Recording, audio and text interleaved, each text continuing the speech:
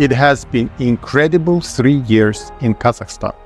European Union partnership with Kazakhstan has been successfully developing for a long time. We marked our 30th anniversary last year. President Tokayev traveled to Brussels in November 2021. And a year later, Charles Michel, President of the European Council, visited Astana, where for the first time the European Union Central Asia leader meeting took place. When Russia attacked Ukraine, Kazakhstan pledged its adherence to the international law and the UN Charter. This gave a new boost and additional dynamic to our relation, as did political and economic reform following tragic events of January, which I witnessed together with Kazakh people.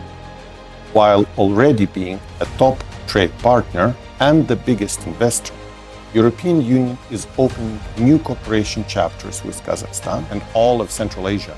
Green transition to safeguard the planet, Trans-Caspian corridor to boost connectivity, mutually beneficial cooperation on the critical raw materials and green hydrogen. All of the EU projects in Kazakhstan are for the benefit of people.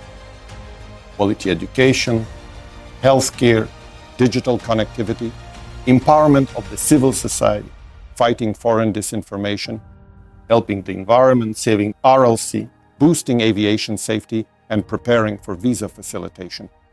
It all helps to bring Europeans and Kazakhs closer together. I had the privilege to travel through enormous and beautiful Kazakhstan. From Aktau to Oskemien, from Pavlodar to Kızılorda, from Burabay to Almaty. Great steppe, mountains, canyons and lakes, but first of all, ancient traditions and warm hospitality. Last 3 years were the most dynamic in the history of our relations. And still, I leave Kazakhstan with the firm conviction that there is much more to be done to fully exploit the potential of our partnership.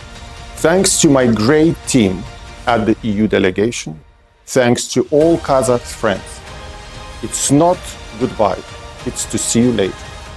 Кездескенше күн жақсы, hürmetli Kazakhstan. Çok rahmet.